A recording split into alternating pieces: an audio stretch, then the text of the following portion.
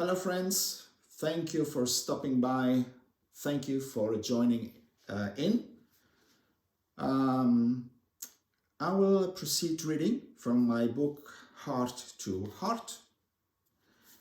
I will do my best to share with you what inspired me to write this next passage, and I really hope that you can catch something that may inspire you. So this one is called Internal Counsel. Speaking of ideals doesn't make me the ideal. Though I falter in embodying them, I will not forsaking them as my compass. Little Dragon replied to the argument of his truth, which whispered about the difference between knowing and doing.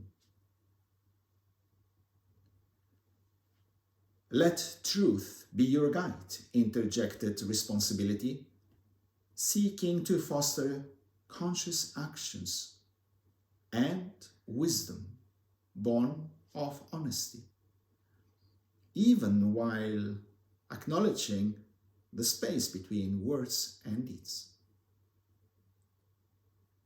In this dialogue of truth and reflections, Little Dragon became more aware of the unfolding path, where imperfections serve as stepping stones and ideals shift from distant stars to guiding lights, bridging the gap between striving and becoming.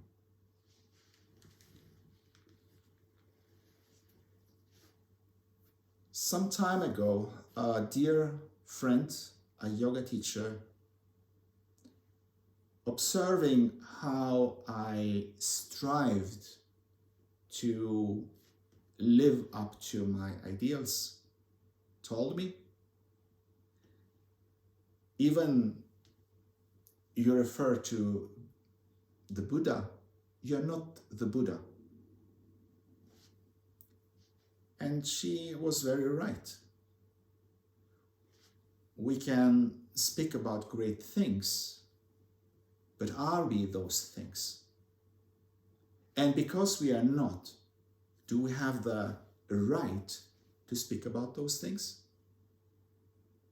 Do we speak about those things because we want to give the impression that I'm special?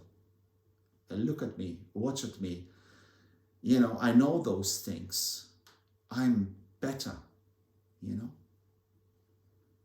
So it is very easy to be very selfish in our approach to be those things that we strive to achieve, that we believe. So it is, those thoughts, and after her comment, puzzled me, to be honest with you.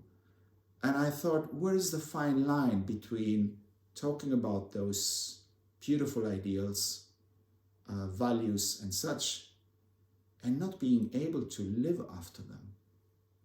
Because I had to be honest with myself. I had to be honest that I could not, be always calm, be so understanding, smile to everyone, always have a nice relation to myself. You know, there were days and moments and times where I was feeling really challenged. I lost my center. So how could I speak about those ideals when I could not walk my talk? And so for a while, I wasn't sure what to do, whether to talk about those things or not, because my honesty, the truth that I knew within me, told me, hey, what are you doing? But then I started to be honest about where I am in my own process. So when I spoke to my students, I told them that though I speak about those things, I am very challenged to do this.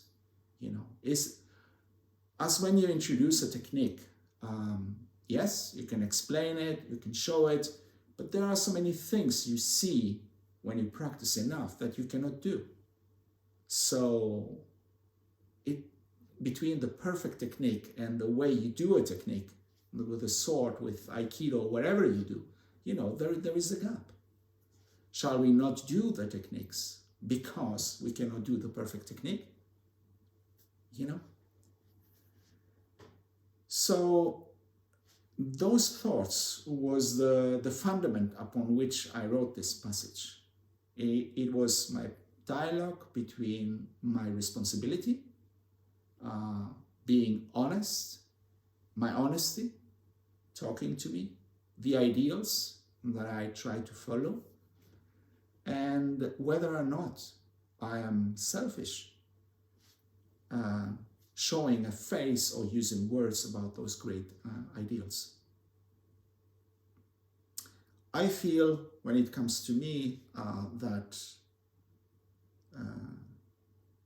the right path is to have references, which are our guiding stars, and to be honest whether we stumble or not. If we don't have something to navigate, we may go around blind.